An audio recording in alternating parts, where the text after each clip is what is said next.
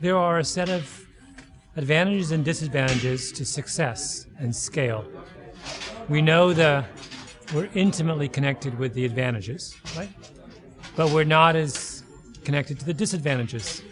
And in successful large companies, they manage to maximize the advantages and minimize the disadvantages. But, the reason why the history of capitalism is the history of successes failing is because of this, that at a certain point, success leads to a set of responses that are pathological, right? And overconfidence being one of them. Well, we know that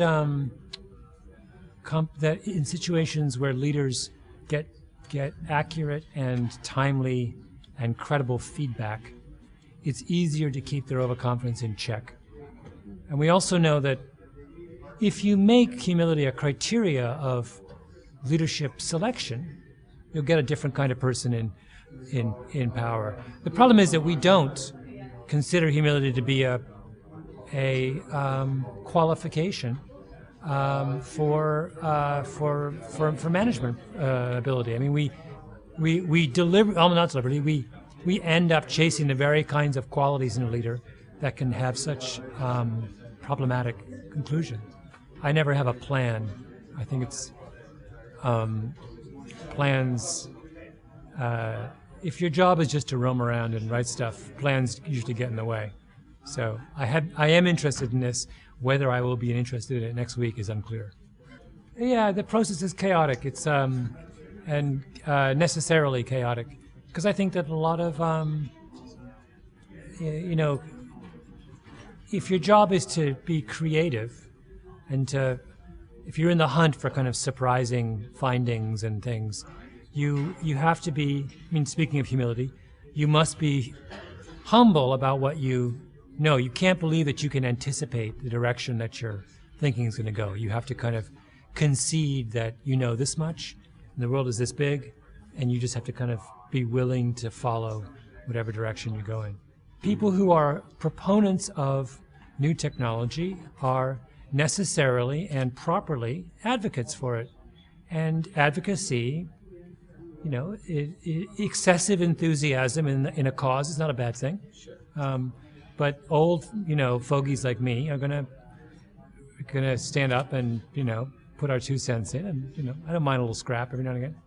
I mean, I use Facebook and I follow lots of people on Twitter. I mean, it's not like I'm an ignoramus.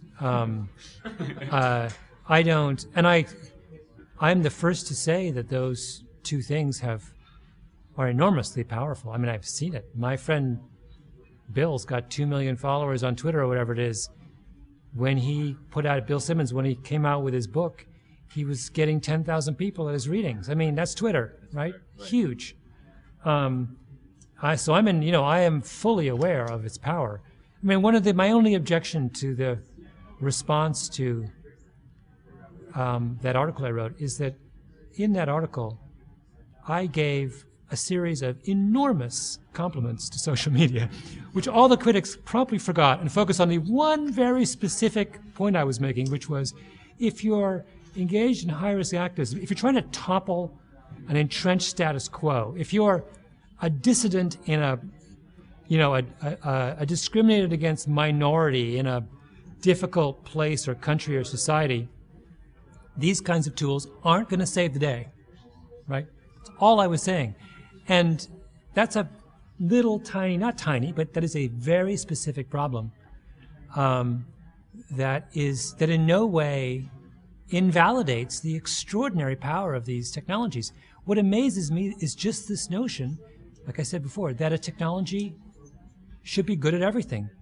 No technology is good at everything. So it's ludicrous for people, even if you're the biggest fan of Twitter, to pretend that Twitter is the first technology in the history of mankind that doesn't have a flaw.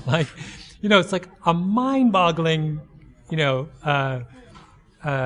that was true, I would be, I would run out and be taking every dime I have and putting it in Twitter, because, my God, they have, done what has never been done before. Right. But no, it's like, it's got this one drawback. Let's acknowledge it and find a way around it, and, Well, the way around it is that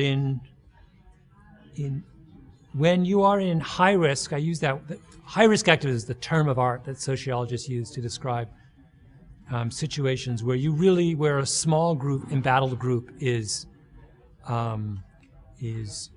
engaged in combat with an entrenched, powerful majority. In those kinds of instances, things like discipline, trust, organization are become incredibly important. And think about Twitter. I mean, there's a guy named Evgeny Morozov who's been one of the most articulate critics of Twitter.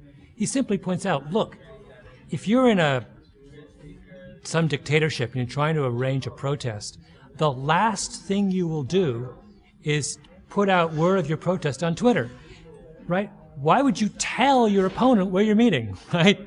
A public form of communication is not appropriate if you're trying to form a kind of, that strikes me as really obvious. And that's why Twitter was not crucial in Iran and all those places. It was a marginal enterprise. I mean, there's and that's as I say, not to disparage its importance at all. There comes a point in the movement when it will become important, but not when you're in the first round of organization. And we